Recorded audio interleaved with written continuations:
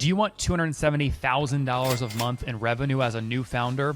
Well, you're about to meet Ricardo at BetterPick, a tool that enables you to create headshots and other content just from images of your headshot. He scaled from $0 to $3.2 million, totally bootstrapped. He's kept full control, but here's the secret. He did this all using 3 specific growth channels: SEO, affiliates, and free tools. And I said, Ricardo, I want my audience to learn all of this. Tell me how you did it. That's what you're about to learn over the next 20 minutes. Stick around for an unfair advantage, and let's find out how Ricardo added so much revenue so quickly. Hey folks, my guest today is Ricardo from BetterPick. These guys are on to something special. They are building in public at betterpick.io, helping you get the most beautiful headshot you've ever seen. I mean, people see this headshot, they fall in love with you, they send you money, they just PayPal you money the second they see your BetterPick headshot. That's what I hear. 28 million, almost 30 million headshots already created. Very cool tool. We're going to jump into all their growth tactics today. Ricardo, you ready to take us to the top? Yes, sir. All right. Is everything I said true? These headshots are the best they can find anywhere online? Oh, that's what we aim for, I would say. But yes, I would say yes. Oh, look at these beauties. Take us through the product, right? First. What's the most popular feature here, use case wise? The use case, the biggest use case we've seen is people using them for their CVs. So anything that they're applying for jobs, that would be the biggest use case right now. Second one is social media. So that's where they use as a second most for LinkedIn, anything related to showcasing in public. And third use case is what we call the About Us sections. So if you're building up a new website or you want to showcase your face on a website, that would be the third biggest use case. Interesting. And you guys are seeing the use cases here on their site. This is their pricing today. Ricardo, let's not bury the lead. What's revenue today? So this, we're about 270K per month so far. In April 2025. Okay. And what does that look like in terms of growth rate? So if you're 275K today, where were you like a month or a year ago? So a year ago, I can actually quickly pull up the numbers. So a year ago, we would be doing about 3K per month, somewhere around that. That would be where we're at about a year ago in that sense. A lot of growth. What is driven? Let's start from the beginning, right? So in 2024, around April, you're getting your first 5, 10, 20 grand a month in revenue. Where did that original traffic and customers come from?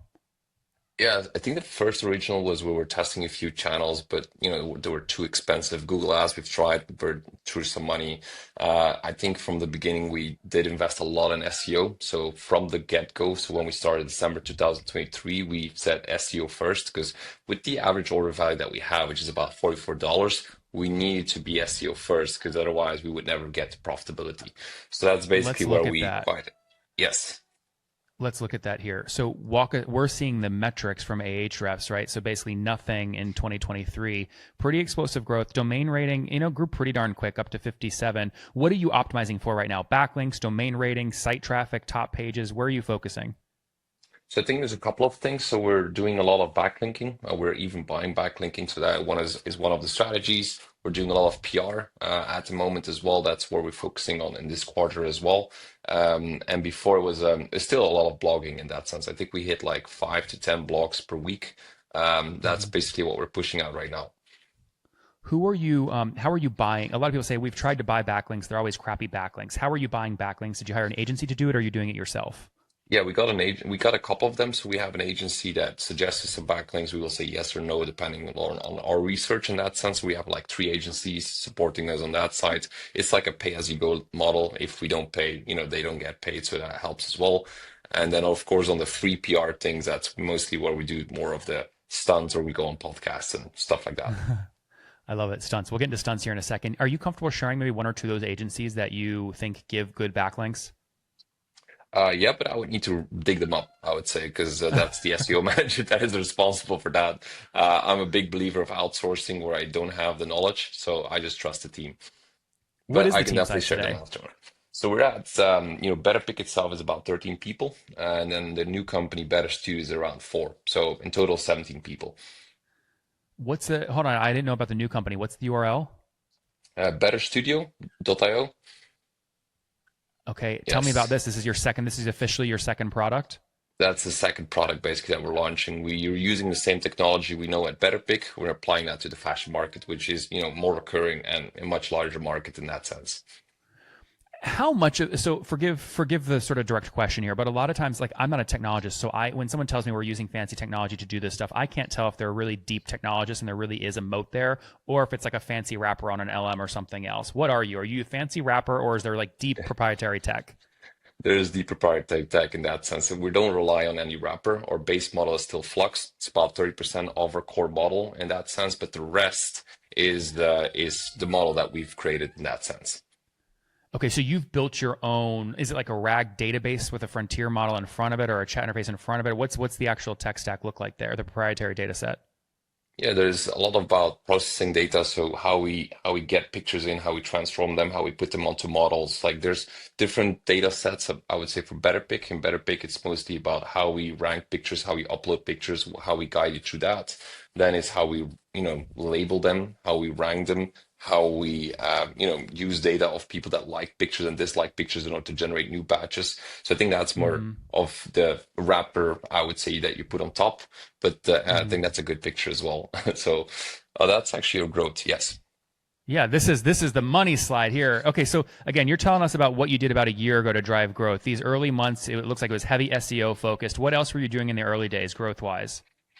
Yeah, growth-wise, we were doing a lot of affiliate marketing. That is also where I think this last month we did about 77K through affiliate marketing, 100K projected this month. So we're doing a lot of affiliate marketing. The reason why is because most affiliate managers, they are used to like conversion rates of 0.5 to 1%.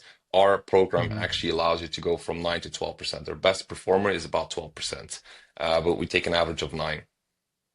So just to be clear, when you say in April, quote, we're going to do $77,000 of affiliate marketing, that's the new MRR or the new ARR, like the new annual contract, like just the No, dollar that's value that months. That's affiliates. in months, basically. So the affiliates drove 77K of our revenue in total in that month. Oh, wow. Okay. So of the $275,000 you did in MRR last month, April 2025, 77,000 of that, or almost 30%, was affiliates. Yes. Wow. Okay. That's pretty impressive. How many affiliates drove that 77K? I could quickly pull that up, but that would be, I think in affiliate marketing, you mostly have like at anything, you have like the top 10% and then you have the 90%. So I would say 10% is actually driven by the, 100%, like 90% of the revenue is driven by 10% of the performers, basically. Which, how many is that on just a number for you? What is 10% of your affiliates? Is that 5 affiliates, 30 affiliates, 39 affiliates? I think the top 10, I would say yes. I would say even seven in that sense. Seven of them drove all that revenue. Wow. So let me ask you a question. I would obviously ask you to share your, I mean, are you open to sharing your screen and showing me your affiliate backend to coaches there, or is that like something you don't want to share? No, no, we're quite comfortable with sharing pretty much everything. So I can quickly share Let's get if you into it. want. People struggle this, Ricardo. So, like, as you guys are listening to this, a lot of you guys, when you try to launch your affiliate program, you'll ask me questions like, well, Nathan, what commission structure do we set? How do we go recruit affiliates? Where do we get them from? So, Ricardo, you're doing it. You're doing it. I mean, it's working. Teach us. Yeah, so we got a dashboard here. This is just for this month so far, so give you an idea. But that's basically how we track. We kind of see what the revenue is coming in, what the average order value is, what the purchases, what the weekly sales are. So that's basically what we're tracking. And that's why I say like we keep track of like the top 10% because those are mostly what drive up all the revenue basically. And so, what can we dive into the red one here, Anangsha Almanyan? Who is Yes. that? Are they a YouTube influencer? Or they have a big email list? Are they a podcaster? What is that? So this is actually funny enough. So she's a big YouTuber in that sense, but she also has a big Medium following. So when she posts something on Medium, it actually ranks up because Medium has a big authority. Basically, if you type in like best AI headshot generators in most countries, you will find her blog. She's the one backlinking to us. Interesting. Interesting. Now, what did you build your affiliate program on top of? You used Rewardful. Yes. And so, why aren't you screen sharing your Rewardful dashboard right now? Why did you feel like you have to go customize it in DataBox? Because we basically have all our data in there. So we're quite, we have all our data coming in. So affiliate performance, revenue split per source. So we kind of like centralize everything there. I don't like to go back and forth into like different tools in that sense. So we kind of like I have see. everything in DataBox. I see. Really interesting. What is global revenue split in that chart? Is that an important chart that you look at every day? The first one? This one, not really. I Yeah. think more we have like the source, so we kind of see like where is the money coming from, where is like the attribution coming from. So that's mostly what it is. Mostly my marketing manager actually looks at this. I kind of look at it from a global perspective. So we kind of have our financial models. I kind of Hmm. more look at it from a general perspective where I think this is basically for reporting. So we kind of see like what's the user growth, what's the gross revenue, net revenue, average customer spend. From a product Yep. perspective, I look at the refund rate. Process to download rate for us is important because there's a moment you process the images and then you actually download them, which is the aha moment, which is you drive value from the product. Wait, Ricardo, you have to dive deeper on that. Yes. So you have to say that one more time because there's a lot of founders, again, that we work with where they don't understand why churn's bad or they don't understand how to price on their pricing page on what utilization metric. And it's always about finding the aha moment. What is the dopamine hit? You just like said that. So go deeper on that. How did you define the aha moment and point to the chart here? Which of these squares measures that aha moment? Yeah, that is for us this one basically. So we look at the process to download rate on a monthly basis, meaning the or the process is like you're processing your AI headshots. That's like you press the button, it's like I want to do this. And then the download is like I've actually driven value from the download. It has two flip sides. One is because once you download something, it means you're satisfied most of the time. Second thing is also we have a policy in place that once you download them, we only refund you 10% of it. Otherwise, it's 90%. Ah, So that is also something we play around with, and it's important for us because we know how higher the metric is. Well, the last refunds are going to take place. wild. Let's talk about you. You know, we've talked a little bit about growth. We've talked about the technology bit, but what about you as a Warren Buffett, as a capital allocator? When you have 50,000 a month in profits, you have to start deciding, where do we reinvest this money? How do you think about that? Yeah, I think there's two things basically. So we're moving into a space where now we're having a deal with Amazon and we're also reducing our cost of goods. You can see it, it's like 82% right now. We're moving that to 97% in the coming weeks, basically. So we're going to have huge amount of cash that is coming free in order to generate. So that is one thing. So on the marketing side, I push them to say, spend more. I want you to spend a lot more and make strategic investments. That is more like a long-term game. Like I want you to start buying up blogs. I want you to start, doing these crazy things that we have the cash for right now. So that's like Mhm. one part. Second thing is now we're launching BetterStudio. We don't even have revenue yet, but we have, already a team of 4 to 5 people that are walking in, building this next big thing. So I look at it from what's the next big thing that I have to use this cash for. Interesting. But BetterPick and BetterStudio both feed up to the same parent company. Exactly. That's actually what we're raising capital for right now. So we're bootstrapped until now, but we're raising capital probably in the coming 4 weeks. How much are you looking to raise? So we're doing a first 500K angel investment ticket, very small. We already have a commitment of 310K, and then the rest is going to be 2 million in September, and then another 10 million the year after. We're gonna, structure it in a nice way in that sense. Interesting. So a question for you: why you have enough revenue? Where I guess what's the dilution you think you're going to take on the 500K you're raising? That's going to be about 5%. We're doing a pre-save 9.5 mil, so that's going to be about 5%. Okay, 5%, 9 mil cap. If there was a way to get the 500K without having to give up 5%, would you like? Is that something you'd look at? Definitely open. I think there's two ways of doing it. One is the small rounds we're doing is more for strategic investors, angel Yep. tickets that we appreciate. So that's one part. The rest is definitely open for negotiation. Interesting. Look, I'm obviously operating out of our fund. It's a $200 million fund, but it's all debt, right? So because you're already doing 275,000 bucks a month, we could do an extra 200K there really easily and let you pay it back over 3 years. We would take no equity. But I have to prove myself to you Yeah. first. You have to believe that I can become one of your largest affiliates, I think, before you give me a spot in your round. But I'm loving, I mean, the focus on metrics, the bootstrapping, 13 people with 275 a month. What is that? So 3 million divided by 13, what is that? 230,000 revenue per employee. You're hiring a little ahead of growth though, right? Yeah, exactly. I mean, you also think about it from a perspective that we have four on customer success, depending on how put that into perspective. But like the core team is about 8 to 9 in that sense. 8 to 9. Yeah, no, it makes a ton of sense. Okay, got it. So bootstrap to this point, you've basically gone from 0 to 3 million of revenue over the past 12 months. You're 13 people. We talked about backlinks. We talked about affiliates. We talked about what you measure and what you care about. Let's go back to that revenue graph, if you don't mind, the EBITDA one. Yeah, sure. This one, right? Yeah, exactly. Yep. Okay, so 255. Got it. I mean, what? Jan to Feb was pretty flat, and then Feb to March really spiked. Why is that? I think there's two parts. There's a few couple of parts to that. One is that Feb actually has more days, so it has actually like Ah, Feb has less days. So those 3 days actually make a big difference for us in that sense, even though the salaries remain the same. So this 3 days actually does count. Second is we had a huge affiliate boost coming in, so our affiliate marketing is like kicking in. SEO also grew a big time. So I think the funny thing is that we don't have like one channel that is performing better in that sense. It's just like all of them are like coming together in that sense. I think we have like 7 channels right now, and they're all compounding against each other. mm-hmm. No, that makes a ton of sense. I'm gonna steal the screen back here really quick. Yep. Share screen. If we look at your data here, because you mentioned SEO drives a lot of traffic. I see you guys have used free tools, and that generates about 8,000 clicks per month to your website. Which is your most successful free tool, and was that an intentional strategy? Do you go look up the term and then go build the free tool, or was this all by accident? No, we looked at the term and we reverse engineer where we're supposed to go basically. So profile picture editor is just an SEO play. That is basically something we build overnight. Actually works pretty nicely as well, but it gives like a tool to help you actually. So that was more of an SEO play. The real play was like the free AI headshot generator. You won't find it actually on the website. You actually have to really find it through SEO. We don't even link to it to the website, and that's basically our way to capture data. We have about four to five That's hundred people this, doing right? this. Yes.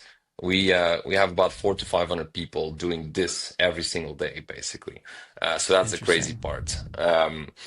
And so this also allows us to upsell. So some people, because if you get there, there's going to be a waiting list of about, I think it's 3 months right now. If you want it faster, we can do it like at a discounted price. Oh, I see. So you do it, you give them the result and say, hey, there's a delay. If you want it immediately, pay. What's the conversion rate Yes. free to paid on that?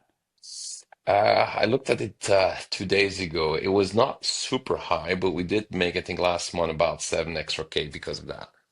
That's awesome. And how much, walk me through the SEO strategy on this page. The H1 title is obviously important, but is this like an FAQ schema? Do you think this Yes. plays well with the LLMs? And take us through that strategy. Exactly. So we're ranking really high when it comes to free AI headshot generator, which is also the case. The goal is really for us to be seen for Google and the LMs as AI headshot generator. That is basically the main term that we're going for. Oh, interesting. Hmm. I haven't actually seen it on Claude. Yeah. I always like doing this. I just have a save browser with all of them open just to see what happens. But you've optimized for this, is what you're saying. Yes. Not for this specific keyword in the LLMs, but for SEO, yes, we've optimized a lot. Canva is basically going to always be the first, which I think is great because Oh, there oh, you there go. you go. So there, that's number 5 there. So that's pretty cool. That's And awesome. Canva's number 1, and I think it's great because they're actually driving us the most B2B revenue is coming from Canva. Uh-huh. People use it, they hate it, and then they come to us. Interesting. Interesting. Argon, Magic, Canva. Better. Oh, you're here too. BetterPick. They say you don't have a free version. Interesting. Well, we don't if you look at it from that perspective, but yes. Yeah, yeah. No, it's just fun. Like, look, no one really has the answer yet to like how to show up in these LM results. People will say, well, it's all about like keyword clustering and semantic search and blah blah blah. No one really knows, but it's cool to see. I mean, look, the numbers don't lie, right? You're getting 20. I mean, you're getting a lot, thousands of clicks per month into your free tools. Is there anything else we missed before I let you go? I mean, we talked a lot about different things of growth. Anything I should be asking you about that I just completely missed? I would say I'm just looking at the metrics in that sense. No, I think that's most of the metric. I have like a lot of metric. I think what helps with sharing metrics is that one, you draw a lot of attention, but also like our team also has a very deep insight into what's happening, how much revenue we're making, where is it spending, and allows them to operate at scale without me being there. And I think that's Hmm. what people misunderstand when like you're sharing in the open. It's not just open towards the world, but it's also to your team, which allows them to operate at scale. And I think that's the beauty of Hmm. like building in the open, I would say. Yeah. Yeah. No, I agree. I mean, you guys, and obviously it's a good content marketing strategy for you guys as well. All your stuff gets tons of engagement. So this is great. And I didn't ask, 275,000 a month in revenue. How many total customers is that? That's about 6,000, I would say. That would be it. So let me pull that Interesting. exact number up right now. We got 5,974. Okay. Do you guys have, I mean, what's the monthly logo churn look like? The monthly what? Logo churn. Oh, we don't have churn because it's a one-time purchase basically. So that's Oh, interesting. Oh gosh, 'cause I didn't even realize that. no worries. Because you kind of just need a hedge one time. We don't like if you want to add some fluffy things, says yes, you can probably do that recurring, but for the headshot, you mostly just need it once. So we bank a lot on that. I see. Oh yeah, of course. It's right here on your pricing page. Now that being said, you can use the same technology and you start selling it to like businesses, right? So these are a once per person, but BetterStudio, I bet you have recurring pricing here. Yeah, Yes. there we go. Got it. So this is the SaaS play. That's the SaaS play. So we're using that cash of the bootstrap business, which is actually quite nice to generate cash. It allows us to build the recurring business. We've got a lot more coming up for this one. We are building a Chrome extension for consumers as well to go shopping, to kind of like just upload an image of themselves, click on a picture that they want to kind of see on them, and allows them to try before they buy, basically. So that's also the B2C playbook we're playing for these guys. It's wild, Ricardo, to see just the blending of B2C and B2B. I mean, your technologies basically can be used on both, and sort of this idea of, okay, it starts off as B2C, then maybe morphs into B2B, but then goes back to B2C with a Chrome extension. It's sort of interesting. Yes, it's, I mean, the technology is there, right? The underlying technology is there. We have a competitive advantage towards, I mean, we have a whole slide deck on us comparing to OpenAI, the biggest competitors, on how we're better. Like, we have that, like, Hmm. it's crazy to see. And now that we have the technology, we're like, we can just build crazy things with it. And why just limit ourselves to one thing? Yeah, no, it makes a ton of sense. Well, look, this is awesome. I appreciate you coming on being so transparent. If people want to learn more about you or try the tool out, where can they find you online? Yeah, BetterPick.io, I would say. My LinkedIn is where I post most of the things. I have a personal website, but I haven't looked at it for a while. So I think LinkedIn is like the best case, I would say. Guys, there you have it. BetterPick.io launched, called in 2024. They had about like no revenue exactly 12 months ago. Now they're at $275,000 a month in April of 2025. Over 5,900 customers paid. They're 13 people full time with 4 new folks working on their new sort of SaaS product. What's crazy about their growth, they started off with a lot of SEO. $77,000 of their revenue last month came from affiliates. Specifically, 7 of their top 10 affiliates drove that revenue. They're bootstrapped so far, now fundraising, targeting 500,000 bucks, 9 million cap, giving up about 5% of the business. We'll see what happens next. But Ricardo, thanks for taking us to the top. No worries. Thanks for having me.